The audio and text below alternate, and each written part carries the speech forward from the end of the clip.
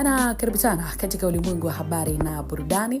Tuangazie yale ambayo kila siku yanajiri na kuweza kuweka headline kutikisa ulimwengu wa burudani. Jina langu ni Official Rose D. Niko na story kwa kubwa kabisa. Harmonize atuwasiri Diamond ana roho mbaya, hapendi mtu afanikiwe, yeye ndio chanzo cha Konde Gang kuvunjika.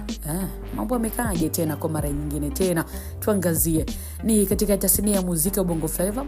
Bana, migogoro baina ya wasanii imekuwa ikijitokeza mara kwa mara, hasa pale tu ambako masuala ya usimamizi, ushirikiano na ushawishi yanapogongana.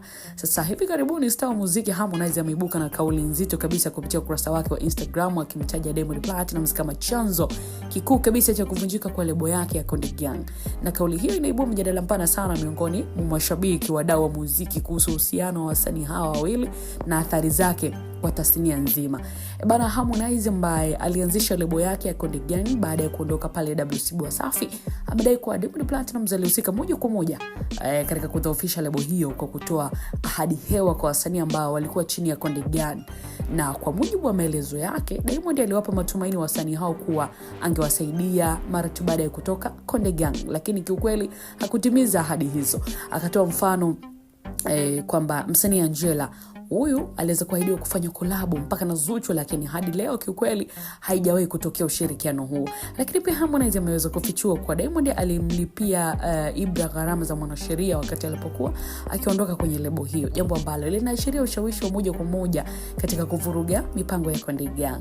Sasa kauli ya Harmonize inagusa suala la heshima, akisisitiza kuwa Diamond hastahili heshima yote ile kutoka kwake, licha ya kuwa ndiye aliyemtoa kimuziki, na anadai kuwa Diamond amekuwa akiomba anguko lake kila siku, jambo ambalo linaonyesha uhasama mkubwa uliopo kati yao. Sasa hali hii inaonyesha jinsi mahusiano ya kikazi yanavyoweza kubadilika na kuwa chanzo cha migogoro mikubwa, hasa pale maslahi binafsi yanapozidi uzalendo wa kisanii. Lakini on other side, Harmonize ameweka wazi kuwa kuanzia sasa atachukua kikweli hatua za kisheria dhidi ya mtu yeyote yule ambaye atakayehusisha jina lake na Diamond Platnumz. Sasa hii ni hatua kali ambayo inadhihirisha kiwango cha kutoridhika na hali ya sasa, na pia inaleta changamoto kwa vyombo vya habari na mashabiki kuhusu namna ya kuripoti ya kujadili historia ya wasanii hawa wawili bila kuingia kwenye migogoro ya kisheria. Lakini baada ya hayo yote ambayo Harmonize aliongea kuhusu Diamond Platnumz kwa yeye ni chanzo cha record label yake kuanguka, mashabiki wa Diamond hawakumwacha Harmonize salama.